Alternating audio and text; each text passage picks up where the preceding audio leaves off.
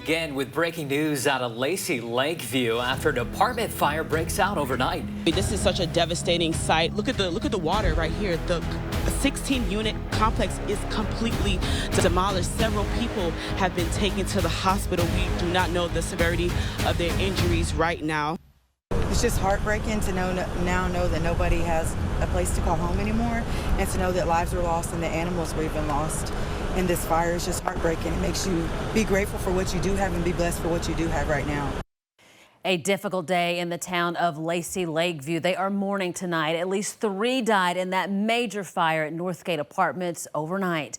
The remains of the 16-unit complex still smoldering tonight. 25 News reporter Adam Schindler is there live, and he spoke with residents and staff there earlier today. Adam, what's the latest?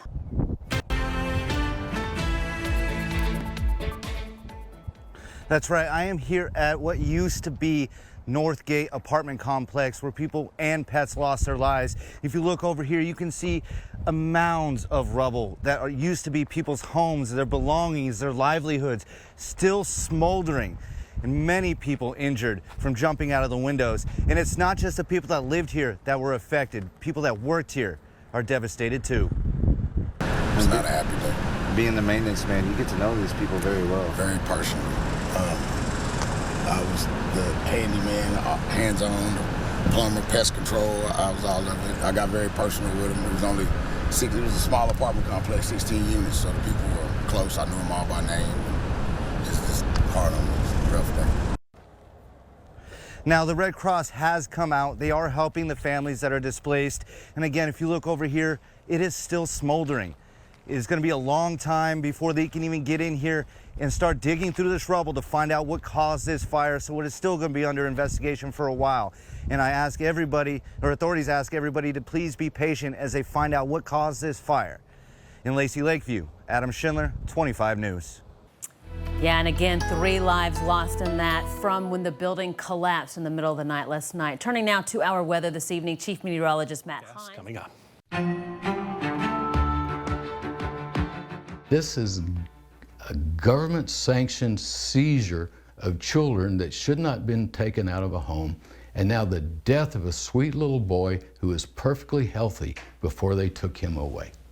A mother in Harker Heights is taking legal action against CPS in Texas after she says that her son died while in their care from respiratory issues. In-depth reporter Alicia Nespresso tells us why she says he should have never been there in the first place. When children are brought to Child Protective Services, one might assume they would be protected. Turn 3. In Harker Heights, Alicia Nespresso, 25 News. And they released a statement today saying anytime a child dies while in a state licensed facility, both DFPS and HHSC staff investigate the incident to determine what happened. DFPS shares any findings with HHSC, which licenses such facilities. According to an autopsy report for the child that we received, he did die from respiratory illnesses. In other news, 2 people are dead in Coryell County after a rollover crash there. It happened on Interstate 14. Texas DPS saying 18-year-old Nakota Cheyenne Layton from Troy and a 17-year-old girl were killed in the crash near mile marker 278. At about 1 this morning, their Dodge Ram pickup left the roadway, went down an embankment, and rolled over. Authorities say neither one were wearing their seatbelts, and both were ejected during the crash. TxDOT will be closing parts of I-35 near Hillsborough starting tonight. All southbound lanes will be closed from County Road 4235 to Old Brandon Road Monday through Thursday from 7 to 6 a.m. Detours will be in place on Highway 77. Well, the small town of Mexia is getting ready to welcome thousands of visitors for its big music festival. Cindy Walker Days starts on Friday.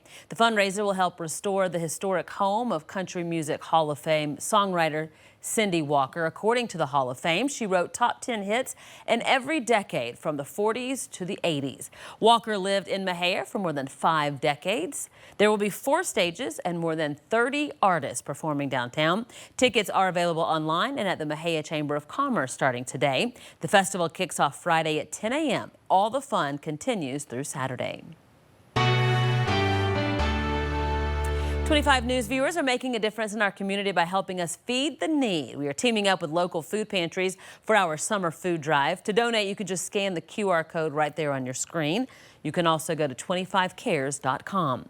We've been at it for about a week and a half now, and we're officially a little over the $4,000 mark. There is still time to donate. All the money will stay here locally. It will go to local food pantries to help less fortunate families. Just ahead, a grandmother in Houston is internet famous and making national headlines. She became a baker using the heat wave to make bread in her mailbox. That story when we return.